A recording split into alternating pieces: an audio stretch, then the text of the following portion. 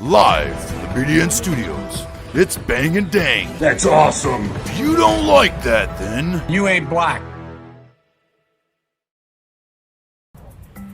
What's up, all you outlaws and gunslingerites?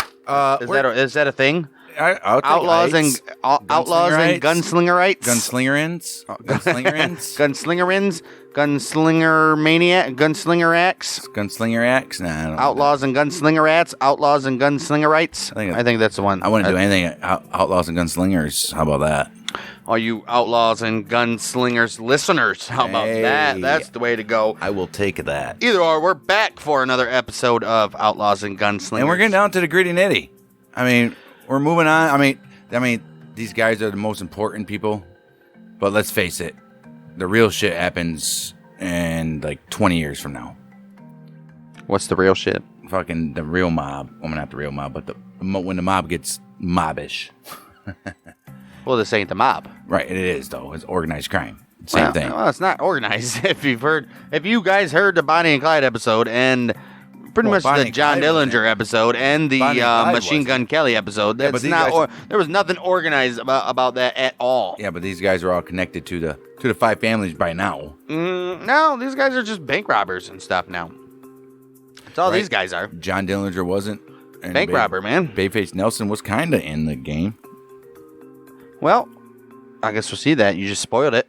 Well, it's not really. I say that all the time, but it's not really a spoil if people are clicking on it because they've seen the episode. The title of the episode is Babyface Nelson. So everything about today, Babyface Nelson. We're in the midst. I think we only have one more Public Enemy era gangster. Public Enemy, yeah. Public Enemy era gangster to go after today. Maybe two. Which is probably what's his name? It doesn't matter anyway. We're doing this. No, what's his name? We'll figure it out next week. What the fuck is his name? You know who I'm talking about. A lot of people. We did Machine Gun Kelly, Bonnie and Clyde, John Dillinger, Babyface Nelson. What's the other one? Oh, fuck. What's the other one? There's only one other one. I know. We'll figure it out by the end of this episode. Yeah, we're in the midst of the Public Enemy era. We're coming to a close with the Public Enemy era, but we're still in the 1930s. We got a lot more 1930s gangsters and criminals and outlaws and gunslingers of the 1930s. But if you're just tuning in to Outlaws and Gunslingers for the first time, you can go back. We started off this epic series with the Wild West. Wild Wild West. Wild Wild West. The Wild Wild West, where we covered everybody from Wild Bill Hickok, Wyatt Earp, Doc Holliday, from to the obscure guys like Billy Kid. Well, he's not obscure. Oh, I mean, we even had a couple serial killers. I can't think of now. I can't think of them right now. But we did like 22 episodes on the Wild West, from everybody ranging from the big popular guys to Sam Bass to some guys you might not have known, and then we went into the Prohibition era, Al Capone, the Real McCoy, and all those type of guys there. Like I said, popular guys and lesser known guys that people might not. History forgot almost. Yeah. And then now we're here in the 1930s. Like I said, starting it out with the Public Enemy series. And just so you guys know, when you're tuning in, if this is the first time you guys are tuning into this, we're not experts. Which you already didn't study. Right. You can already tell in this brief time that we've introduced this podcast. We're not experts. We didn't go to school and study fucking this type of history. We're just history fans. We're history fans. We're history fans, just like you guys are tuning in. And so most of the time we're learning this while you are. And a lot of stuff that we're doing right now, we're learning just as much as you're learning. We're on the path of learning together. Right. So, and don't get offended if we mispronounce a name or a city or something like that. And especially for you people that have already been listening, they're the people that are already listening are like, yeah, trust me. They're shaking their heads already. Like, yeah, there will be mispronunciations. That's our T-shirt, and a lot of F-bombs. Right. Sometimes we mispronounce those. Right. With that being said, Babyface Nelson, Lester Joseph Gillis, He's better known as Babyface Nelson. Obviously, he was a young gangster and bank robber from Chicago. Oh, Chicago. He was associated with the Toohey Gang and John Dillinger himself, Obviously. which you guys heard on the last episode. If you heard the last episode, if not, go check out the John Dillinger episode. The Toohey Gang, though, I did a little thing on them. There's not too much you can fucking find, but yeah, everything that's noteworthy you're going to hear in this episode. Right. So, in 1934, he was named Public Enemy #1, the second Public Enemy #1. And by the end of that year, he would be dead at the age of 25. During his crime spree, Babyface Nelson, who was using the alias George Nelson, well, Gillis, I guess. Right. Gillis was using the alias George Nelson. He was responsible for killing more FBI agents in the line of duty than any other person up until this point, and probably even more. Until forever. Like, who has killed more FBI agents than this guy? right. We'd hear about it. I'm looking at You're looking at State Street in Chicago. Illinois, by Detroit Photograph Company. So Detroit's down here, and looking at Chicago, year 1900, and it looks pretty fucking jumping. Which was 8 years before. You got the trolley in the middle of the fucking street. 8 years before Gillis was born. You got the trolley in the middle of the street, and you got people on both sides of the street, like New York. Chicago is a jumping place, man. Not only like New York, Huh? any town back in the day. Big town, right? That's like a New York picture. Come on. Well, obviously, it's Chicago. Right. Gillis was born December 6, 1908, in Chicago, Illinois. Yes, he was. He was arrested on the 4th of July, 1921, at the age of 12, after accidentally shooting a playmate in the jaw with a pistol that he had found. He just found a pistol. He's like, take this shit up. Oh, shit. It's the 20s. He's like, look at all these pistols laying around. I'm going to pick one up. I like to know how it happened. How does he just find a pistol? I know there's a police story about what exactly happened. How does right? he just find a pistol? Right. Wow. Well, he served a year in the state reformatory. After serving over a year in the state reformatory, he was released and was soon roaming the streets of Chicago with a gang of juvenile hoodlums. I mean, he was probably just an innocent little dude. Well, Found a fucking gun and was like, oh, but you, oh no. And then he went to a fucking facility where it turned him into a fucking, turned him into what he would become. Turned him into George Young. Right. He went into fucking the prison as a bachelor in Come on, don't botch the line. rattlesnake fucking hunting and came out in a fucking doctorate. Rattlesnake. He's in Chicago. Yeah, it's still country. He's in back then. Chicago. Yeah, but it's country back then. He's in Chicago. Right. He went in rat hunting. he came into juvenile with the bachelor in 1921. rat hunting. Come on, you're in the midst of the Prohibition. He's young. He was 13 12. years old. He was 12 in 1921. Right. He was young. So I just picture him running around like, who's the poor kids in that one Disney movie? Was it Right. Oliver Twist or something? Right. Oliver, Those little- Chicago, I was in a big city. I think it was New York, but still, it would apply to Chicago, wouldn't it? I would say. Those little fuckers running around stealing people's wallets and shit. That's what I would do. What were they called? I think it was Oliver Twist or something. Yeah, it's Was it Oliver the Twist, but what were they Ragtag called? Gang or They call something? them something, I yeah. don't know what it was. I don't know. I've never seen the movie. Anyway, the guy went to prison at the age of 12 for accidentally He shooting didn't go to his prison. buddy. He went to reformatory. Basically. He was arrested again for theft and joyriding At the age of 13. at the age of 13, just after he got out of fucking reformatory school. Right. And he was sent to a penal penal school for 18 months. 18 penal school months. is basically a military school. He's 12 and 13, and already he's just in and out of jail already. We already know what his life is going to be like. He's in the juvenile system right now, Well, basically. after the release from the penal system, he's immediately returned to his hoodlum ways and became an accomplished car thief. I mean, why would you not? Why would you not, right? You got to elevate. He soon became gang affiliated and was dubbed Babyface. I think he was already gang affiliated in lockup. And when Could they were be. like, when you go on the When street, you go on the street, you go talk to represent these us. guys, Right. And they'll put you to work. Right. Well, That's why I see. he was dubbed Babyface due to his youthful appearance and small stature. And he's 15. Although his associates just called him Jimmy. Hey, Jimmy. There's not many people out there that actually called him Babyface to his face. No, he didn't like it. Just like Bugsy didn't like that. Exactly. His other early criminal activities included stealing tires, running stills, bootlegging, and armed robbery. He was involved in everything, and this is only 1924. And this motherfucker's running stills. Right. He didn't have to steal tires. Why are you stealing tires? Anything that makes money. Right. Year is 1928. Babyface Nelson was working at a neighborhood Standard Oil station. Everybody remembers the Standard Oil. Okay, look at him with a little legit job. Okay. Right. Which became the headquarters for a group of young tire thieves, obviously, known as, you guessed it, the strippers. At this time, he became associated with the members of the suburban-based Toohey Gang. I don't know if I'm saying that right.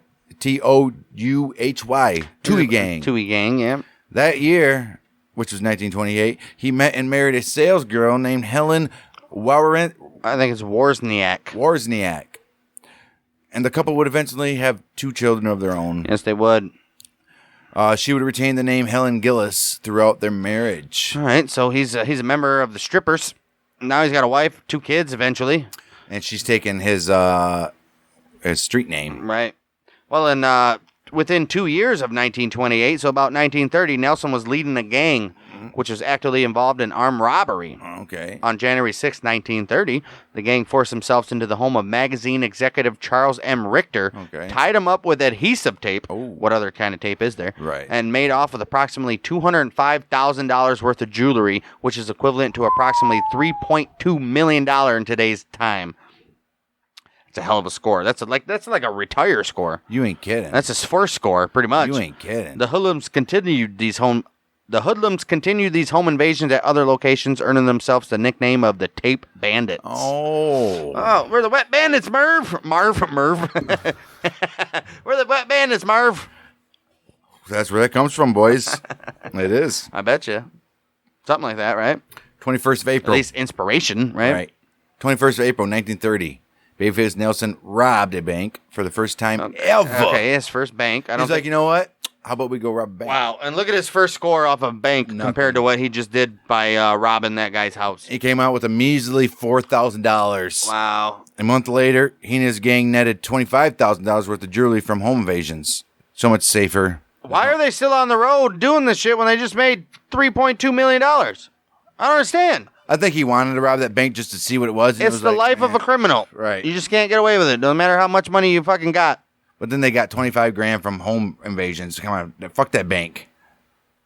There's no armed guards at a bank. So that's a couple $100,000's worth. Right.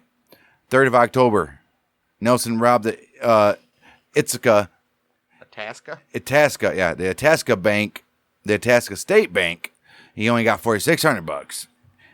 But what this time, a teller later identified him as one of the robbers. They're like, that's him. Mm-hmm. Well, 3 nights later, he stole the jewelry of a wife of Chicago Mayor Big Bill Thompson. So look at this. Again, $4,000 for the first bank he robbed, and then they robbed a couple houses and got $25,000.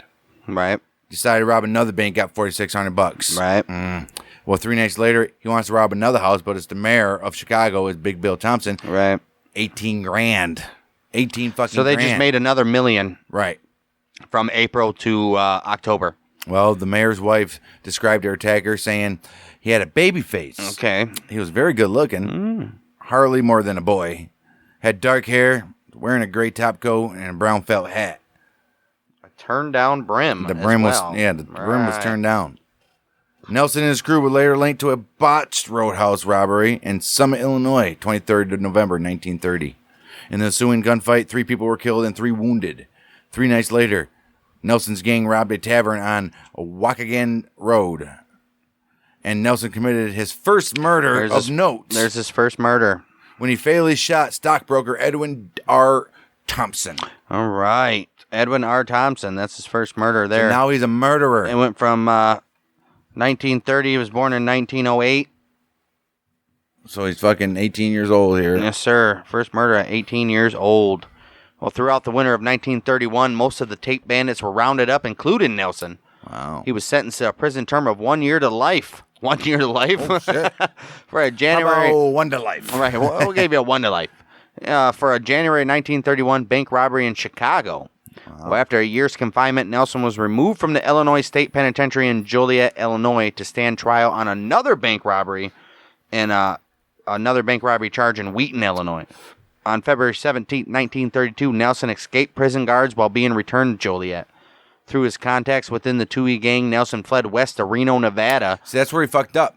If he could have just done it, he might have done some years there. Right, he was to life. Right. He fled to Reno, Nevada, where he was harbored by William Graham, who was a known crime boss and gambler at the time. So we got a crime boss. Right. Coming in the mix here. William Graham. Well, he was with the two guys already, so. Using the alias Jimmy Johnson, he won 7 NASCAR championships. What? Plus a couple national championships at University of Miami. And Plus a couple of 4 Super Bowls with fucking Dallas Cowboys. 2. This guy's fucking nuts. 2. 3. 2. I think it was 3. No, Barry Switz or whatever won the last one. Wow. And he later became a Fox football analyst. Right. It's fucking nuts. And then Dude did it all. And then did Survivor. This guy's fucking crazy. This guy's fucking crazy. Anyway, he used the name Jimmy Johnson. He moved on to Sausalito, California. Sausalito! Where he met John Paul Chase. Oh, this guy. Well, John Paul was involved in a liquor smuggling operation with underworld connections. Underworld. Nelson soon began to work with Chase as an armed guard for the truck used to illegally transport the liquor. Okay. They became very close, and Nelson was soon joined by his wife. All right, so his wife's in the fold now. She's with him and John Paul Chase, so we got a little inner gang going on here. A little threesome going here, right? Well, that next winter, Nelson returned to Reno, where he met Elvin Karpus, who introduced him to Midwestern bank robber Eddie Bentz. Oh, no. Teaming up with Bentz, Nelson returned to the Midwest in May of 1933. He's like, where are we going? To my fucking stomping To grounds. the stomping grounds. Eddie's stomping grounds. In Indiana, Nelson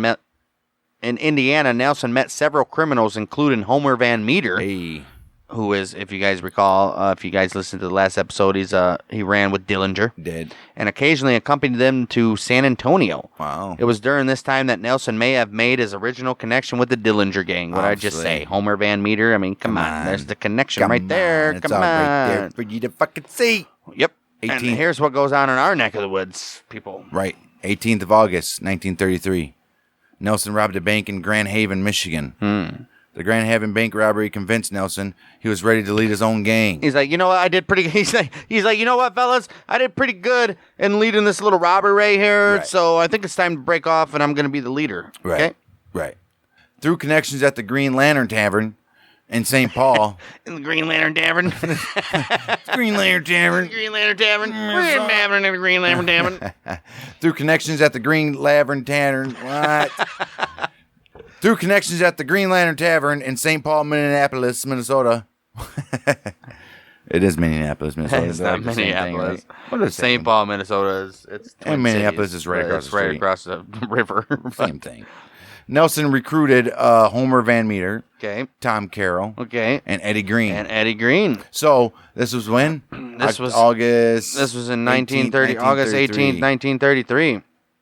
Well, with these men and 2 other local thieves, Okay. Nelson robbed the First National Bank of Brainerd, Minnesota, of $32,000 on There we October go. 23rd, That's what we wanna see. 1933, $640,000 which is equivalent today. to $640,000 today. Witnesses reported that Nelson wildly sprayed submachine gun bullets at bystanders as he made his getaway. So Yeah, but he wasn't. he's on the Right. fucking street just. But I don't think he's shooting at him. It's like Of course he is. He's just right. He's just shooting. He's just making sure he's back. right. They're back. Right.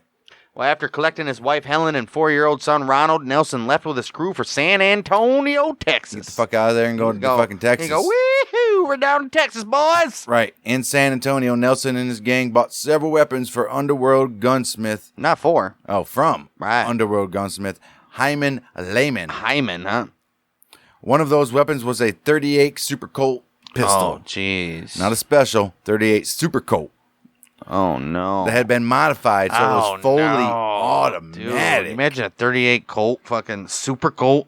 Nelson used this gun to kill Special Agent W. Carter Baum at Little Bohemia Lodge several months later. Which we will be hearing all about in several 38, months. 38 Super Colt Automatic.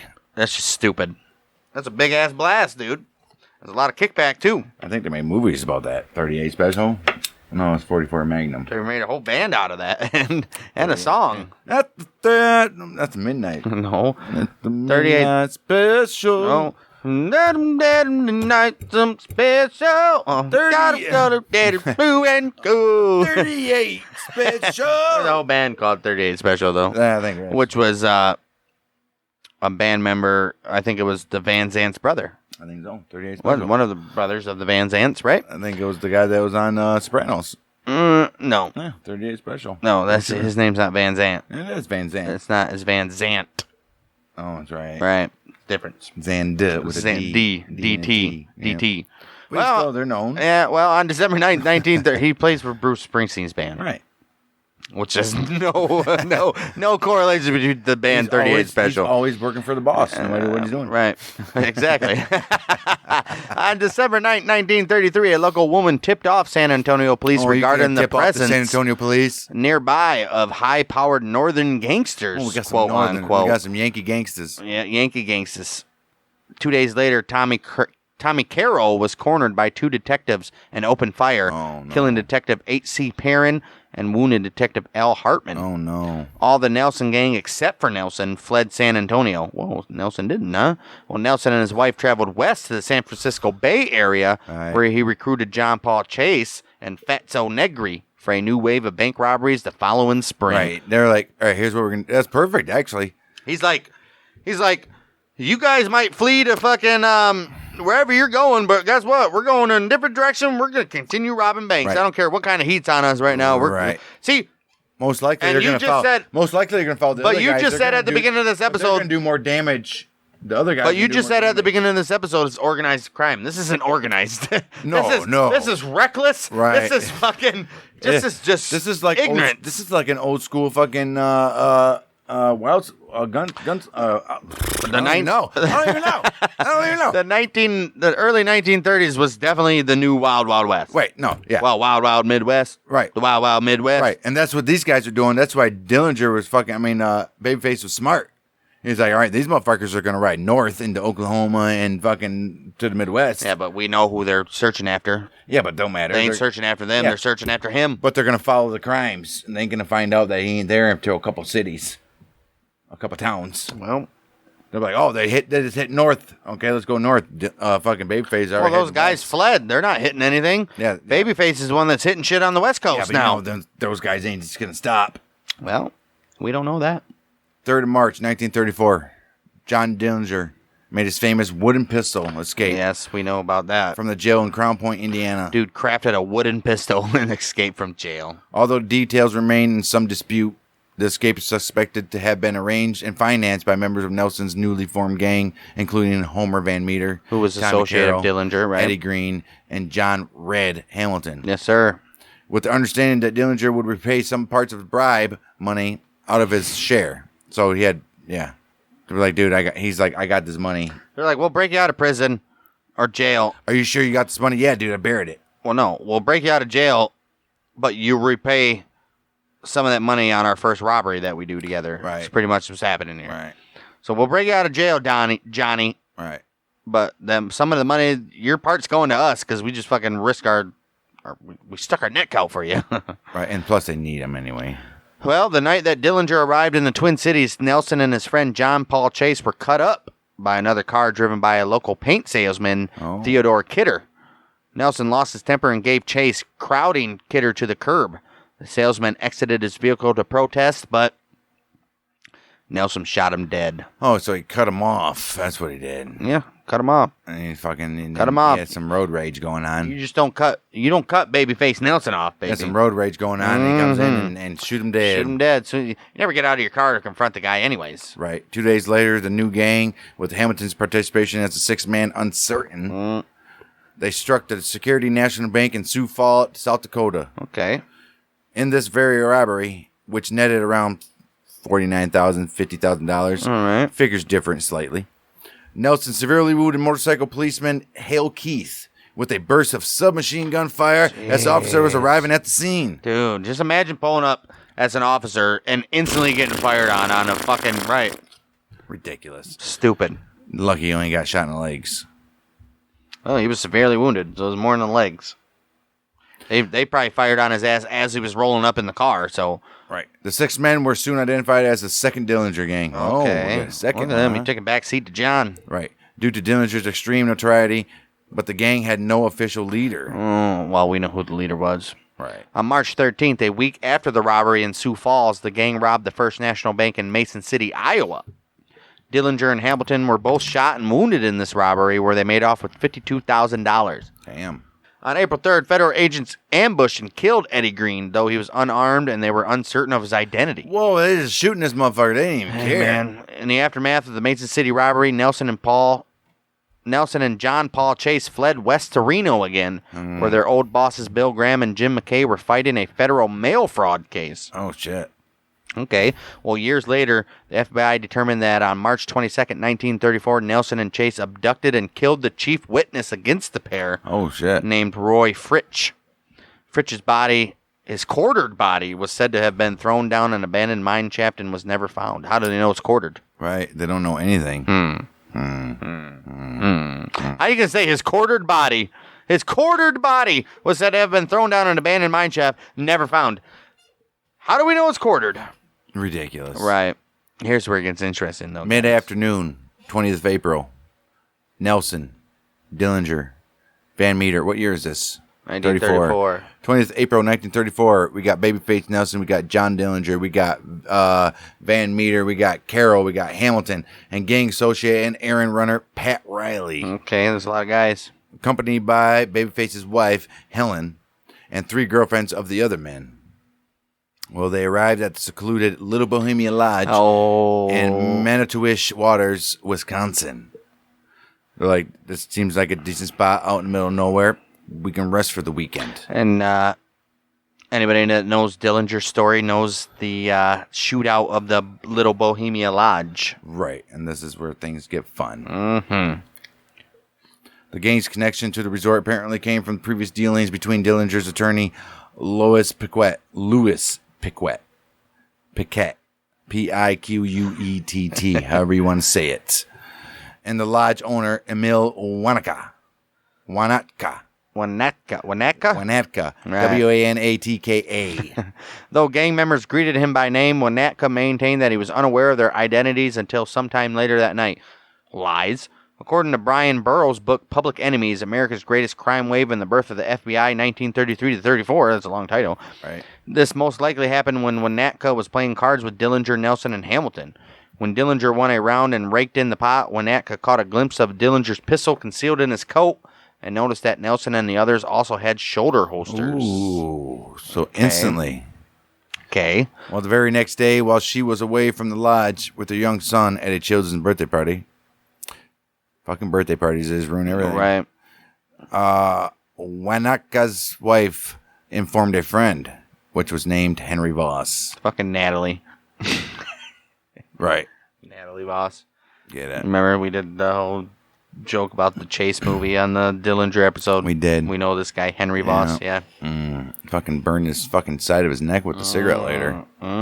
Anyway, Henry Voss, they they informed that the Dillinger gang was indeed at the lodge. He sure was. The FBI was subsequently given the tip early on the 22nd of April. Okay.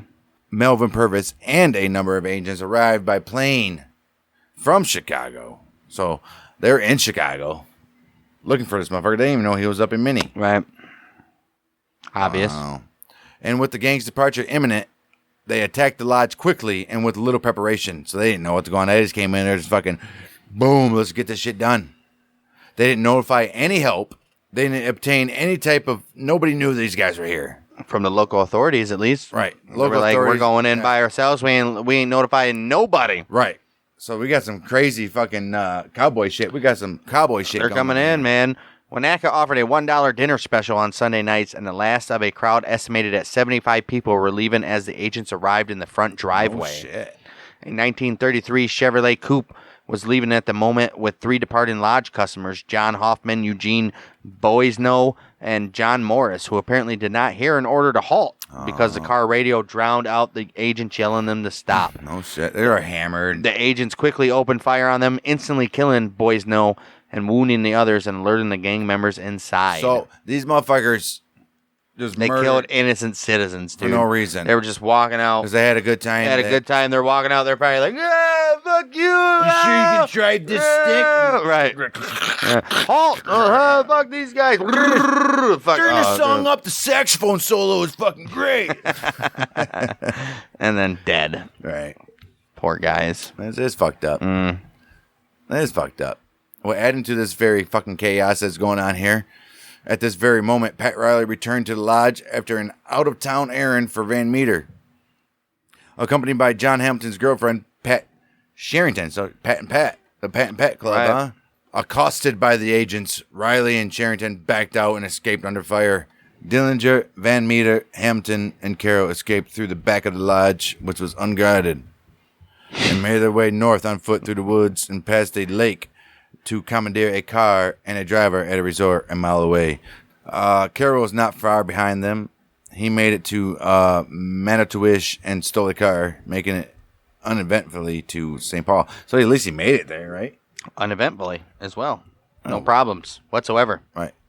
Well, Nelson, who had been outside the lodge in the adjacent cabin, characteristically attacked the raiding party head-on, exchanging fire with Purvis before retreating into the lodge under a return volley from other agents.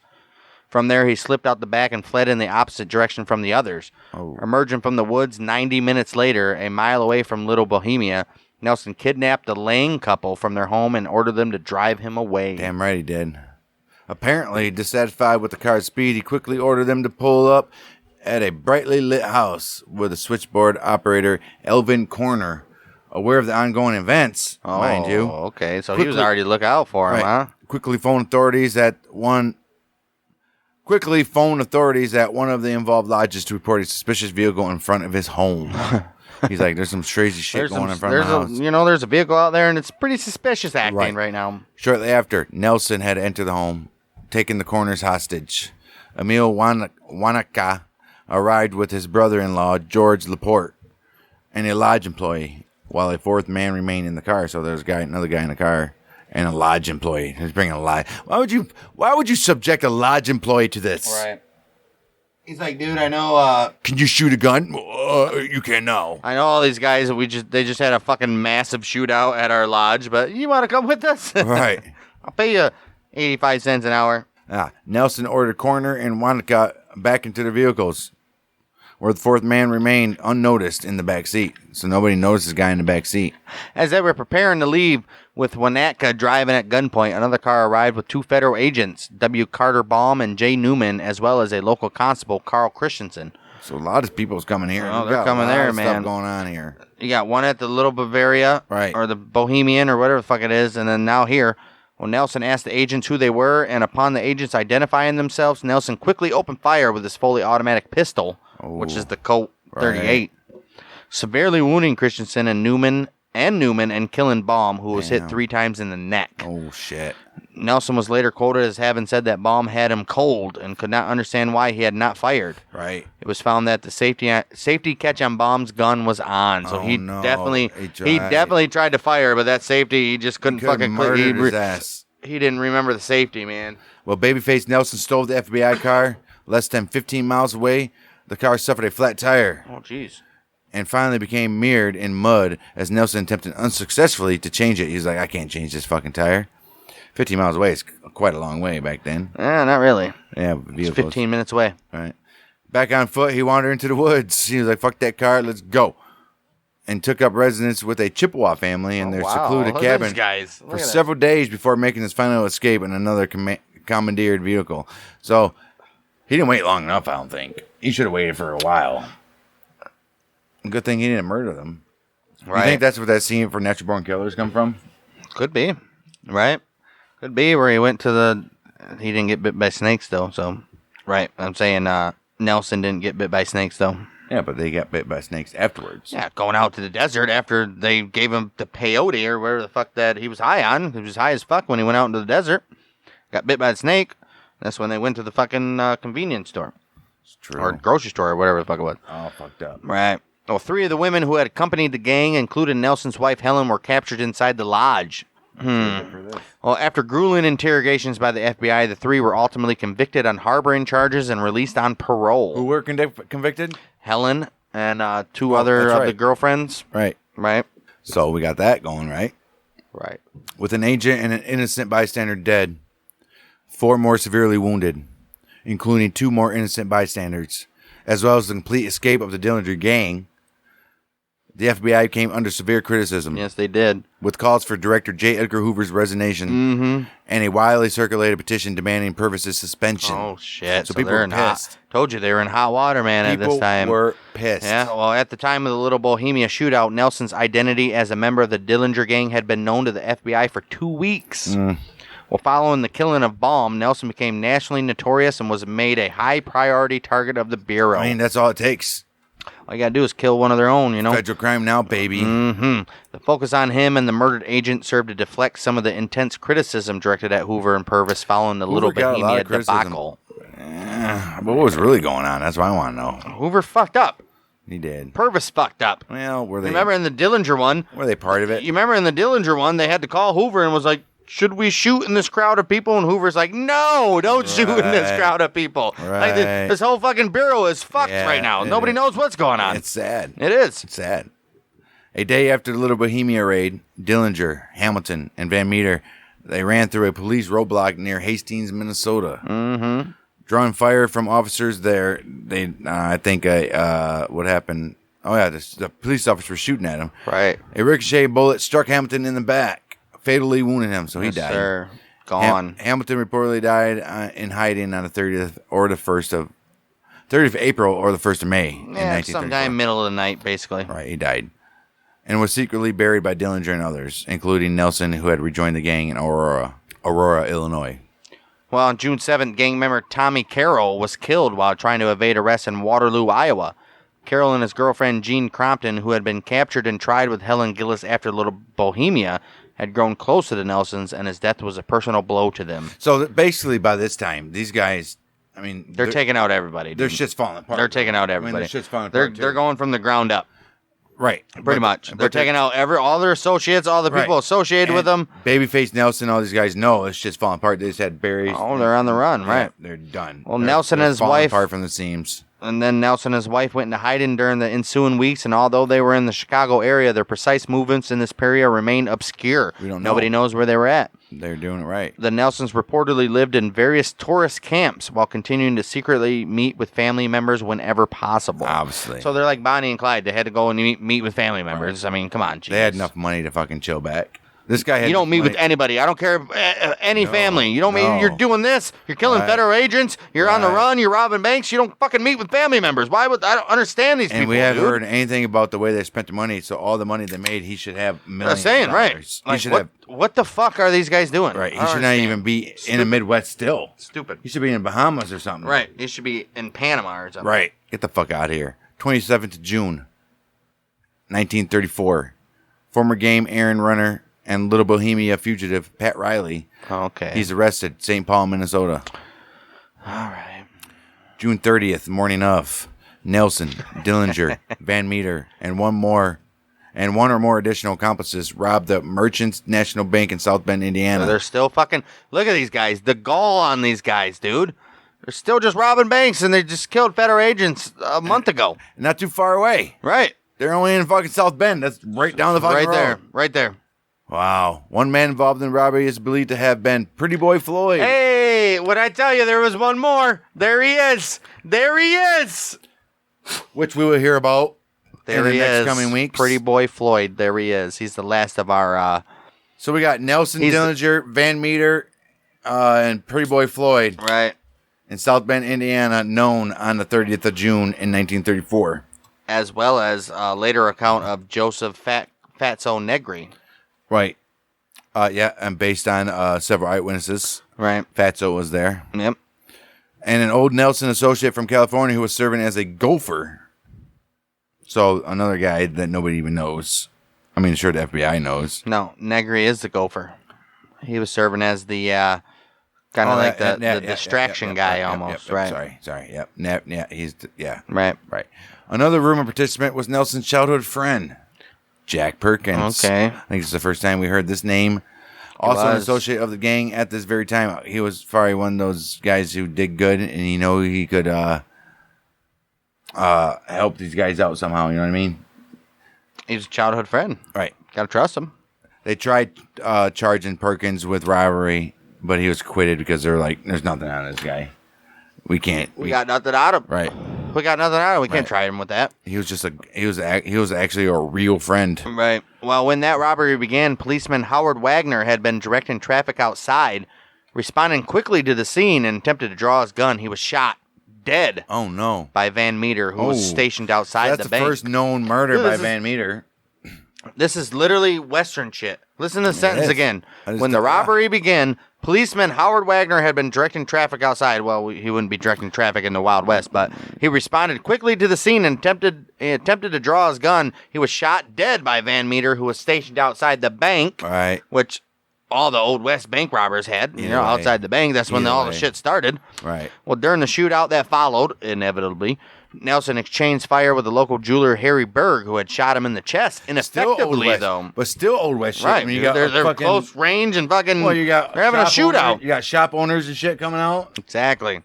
Well, Harry Berg shot Nelson in the chest, which was ineffective because of Nelson's bulletproof vest. As Berg retreated into a store under a return volley from Nelson, a man in a parked car was wounded at the same time. This guy just sitting in his car is like, please don't know me, shoot me. Oh, they did. Nelson also grappled briefly with a teenage boy, Joseph Pawlowski, who attacked him until Nelson or Van Meter stunned Pawlowski with a blow from his gun. It was probably whipped him. It was probably Van Meter. Or the butt of his gun. Right. It was probably Van Meter came in with a little slapperoonie. Oh, it was 100% Van Meter. If he was grappling with Nelson. Right. When Dillinger and the man identified as Floyd, unconfirmed, emerged from the bank with sacks containing $28,000, they brought 3 hostages with them, including the bank president. Ooh, the bank president. He's like, you better not fucking kill me at all. They're like, what are you doing? I'm taking you so motherfuckers don't shoot me. Right. There was 3 patrolmen on the scene, and they're like, we're going to deter the gunfire from these motherfuckers. Well, the policemen fired nonetheless. They did, and wounding 2 of the hostages before grazing Van Meter in the head. Ooh. The gang escaped, and Van Meter recovered. In the constant and chaotic exchange of gunfire, several other bystanders were wounded by shots, ricochets, or flying broken glass. It was the last confirmed robbery for all of the known and suspected participants, including Floyd. Unconfirmed. Which is unconfirmed. But we'll see that later. Right. But all these guys involved. Dillinger, Van Meter, Nelson, all these guys. This is the last robbery for all of them. Right. During the month of July, as the FBI manhunt for him continued, Nelson and his wife fled to California with associate John Paul Chase. That's where you should have been the whole fucking time, Nelson. How much money do you need? I don't understand. Right. Well, John Paul Chase remained with Babyface Nelson for the rest of his life. Okay. Upon their return to Chicago on the 15th of July, the gang held a reunion meeting at a favorite rendezvous site. Oh, my gosh. When the meeting was interrupted by the 2 Illinois state troopers, Fred McAllister and Gilbert Cross, Nelson fired on their vehicle with his converted machine gun, but he still had it. He still had that .38 Colt, He's like, you guys remember this? Right. He wounded both men as the gangsters retreated. Okay. Cross was badly wounded, but he and McAllister survived. So, we survived this shit. We survived a gang shootout with Nelson. Right. Babyface Nelson's responsibility was uncertain until verification came later in the form of a confession by, you guessed it, you probably didn't, John Paul Chase. He remained with him for the of course. Babyface is dead by the time his confession came along. We can spoil that ending. Right. So Chase is giving everything he can to fucking get a lesser sentence there, right? Right. Do what he can do. Well, on July 22nd, 1934, Dillinger was ambushed and killed by FBI agents outside the Biograph Theater in Lincoln Park, Chicago. We did this last week. We did. The next day, the FBI announced that Pretty Boy Floyd was now Public Enemy #1. It wasn't even Babyface Nelson. Nope. But that was short-lived because on October 22nd, 1934, Floyd was killed in a shootout with agents, including Melvin Purvis. Subsequently, J. Edgar Hoover announced that Nelson was now the new Public Enemy #1.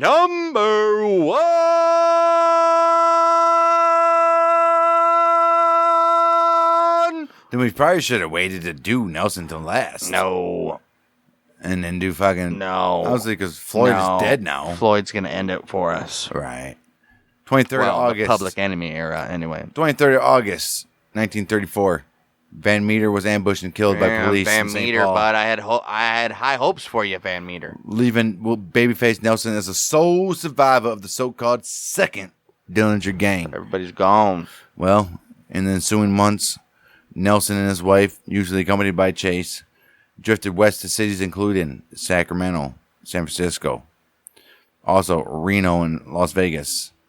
They often stayed in auto camps, including Wally's Hot Springs, Genoa, Nevada. Yes, sir.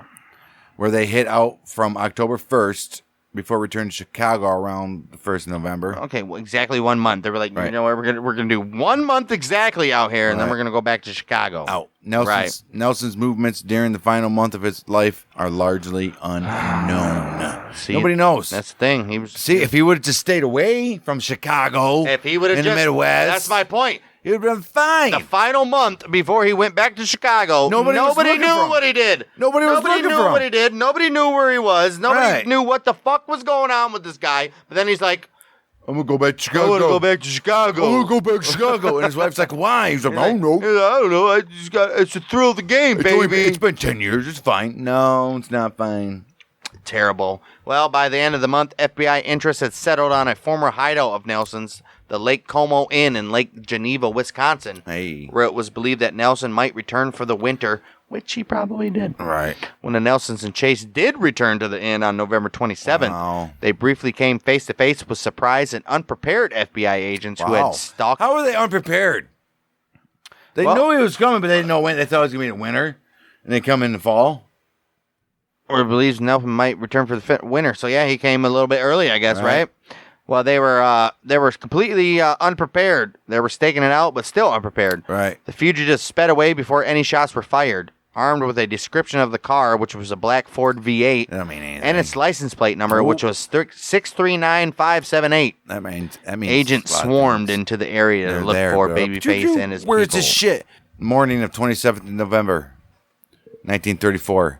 Babyface Nelson, Babyface Nelson, along with his wife Helen Gillis and associate John Paul Chase. There's old John Paul right next to him. They headed south in a stolen V8 Ford toward Chicago. This is a little backstory of what you guys just heard, which is known right now.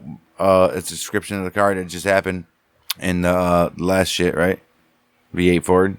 V8 Ford. License plate number 639578. Well, they didn't say that here, but they're going to Chicago, Highway 12, now US 14. Okay. Babyface Nelson, always keen to spot federal agents, caught sight of a sedan driven in the opposite direction by agents Thomas McDade and William So this Ryan. Motherfucker was driving opposite directions, noticed the headlights pretty much, and he was like, the make of the car, and was like, he's like, those are federal. He's like, we're fucked. For those some are reason, federal. I know they know we're in this car. Yes, sir. Well... I know they know we're in this car. And that's true because both parties simultaneously recognized each other, and after several U-turns by both vehicles, Nelson wound up in pursuit of the agent's car. Oh. Wow. When Nelson's powerful Ford caught up to the agent's slower sedan, Chase opened fire on the agents. Ryan and McDade returned fire, sped up, then pulled into a field and awaited Nelson and Chase, who had stopped pursuing. McDade and Ryan were unaware that one of their bullets had punctured the water pump of Nelson's Ford. Nice. With Nelson's Ford rapidly losing power, a Hudson automobile driven by Hollis, who had been given credit as one of the agents who fired the fatal shots that killed Dillinger, and Agent Cowley, they began pursuing the Ford themselves. Oh. Wow, okay. So fucking Hudson, or Hollis, he's about to get himself 2 Public Enemy number 1s here. Maybe.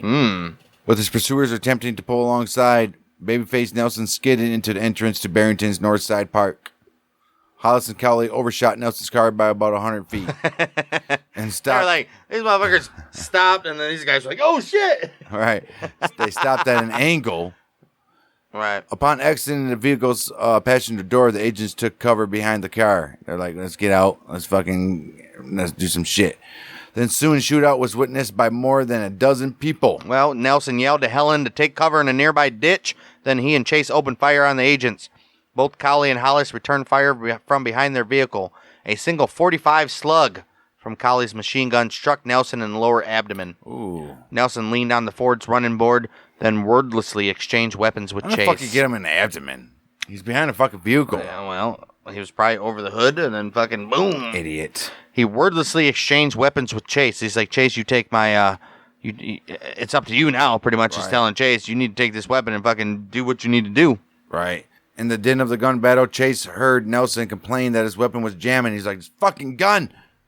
And the wounded Nelson swapped it out for either a .351 Winchester or a Colt Monitor machine rifle. Okay. Despite his grievous wound, Nelson moved from behind the car and advanced toward the agents while firing his weapon. Advanced towards the agents. So he fucking came out from undercover and was like, I'm invincible, bitch. He did a fucking Scarface fucking coming out. It's just stupid. Right. 2 of his bullets struck Cowley. Several buckshot pellets from Hollis's shotgun then struck Nelson in his legs and knocked him down. Cut him down.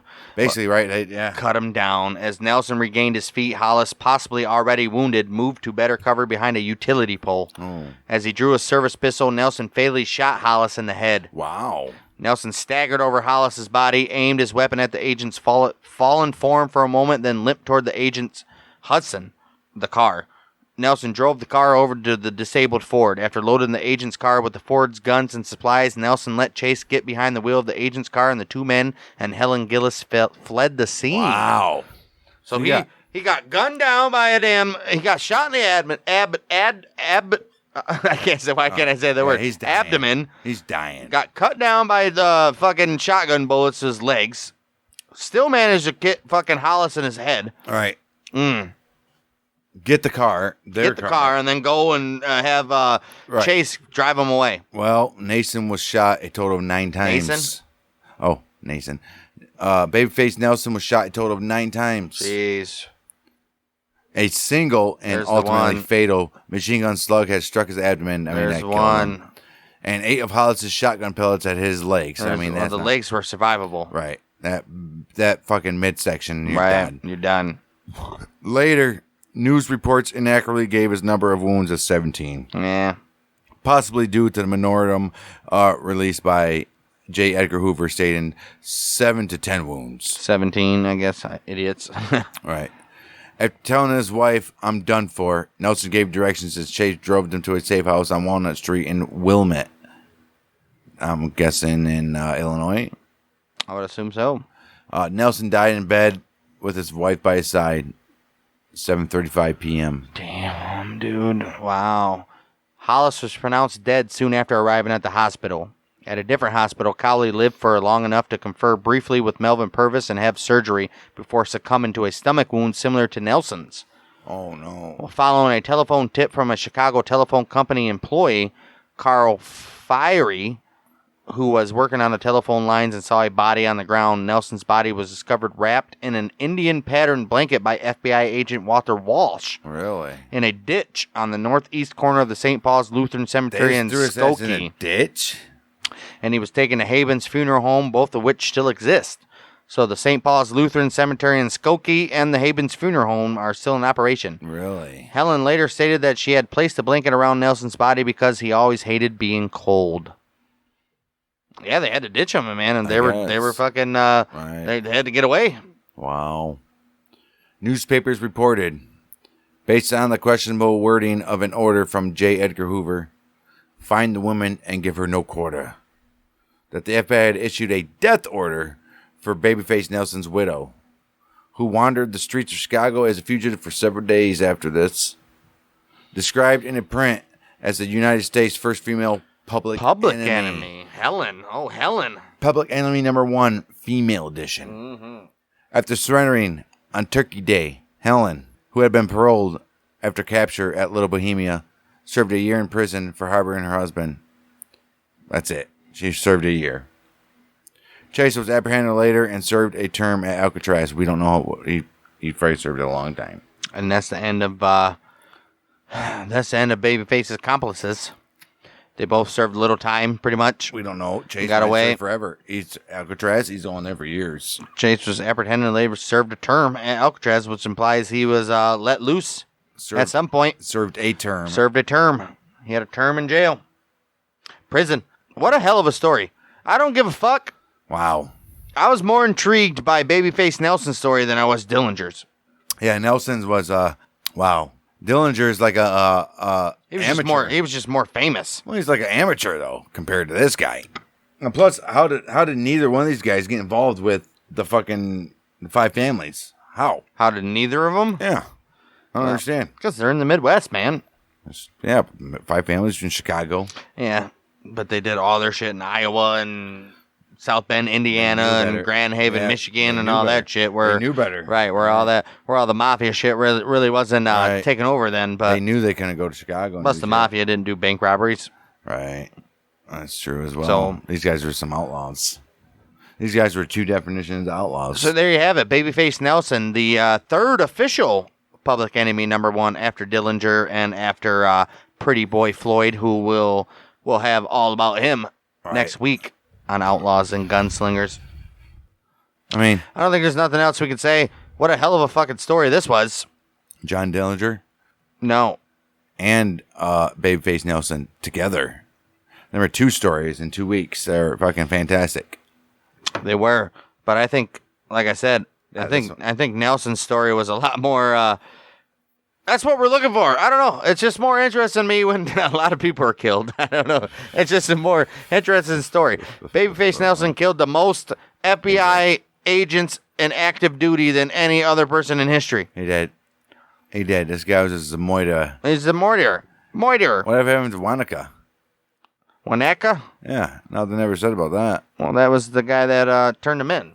Yeah, but no one ever said anything happened to him. Did he live his life out? Why would it matter? As a happy fucking guy? He's telling stories. He's got his own story to tell. Well, Wanaka, maybe there's a... there's no fucking story by Wanaka. Maybe there's no book by Wanaka. Maybe there's a book or something that he wrote. I don't know. That's up for the audience to look up. So there you have it. Outlaws and Gunslingers. Babyface Nelson. And that's our second to last.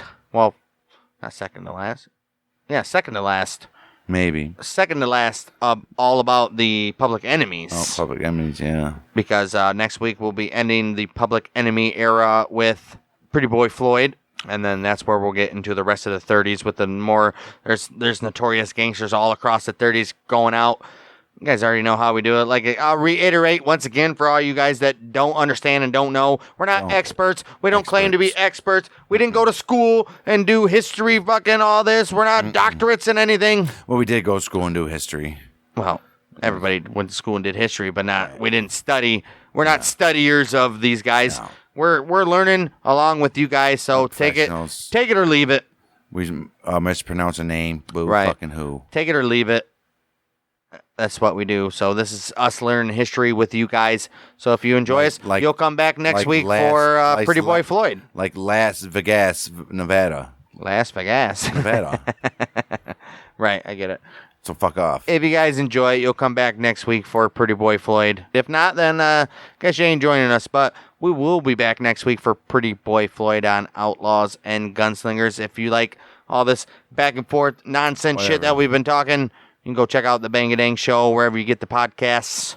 Wherever you get the podcast. The Bang a Dang Show. We talk about politics. We talk about sports, news, music, whatever else we feel like talking about. Everything. If you're a wrestling fan, you go check out the Monday Night Watch Along, where we went back to the very first episode of Monday Nitro.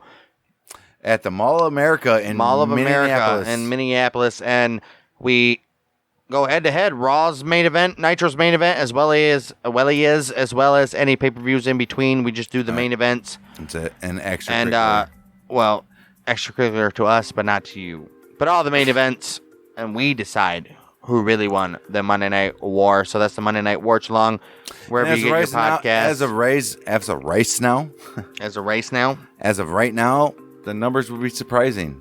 I don't think they will be, because we're in the midst of where the numbers are where they should be. We'll find out, won't we? Join us next week. Pretty Boy Floyd, Outlaws and Gunslingers. We're the Mouth of Michiganders with Bang Dang.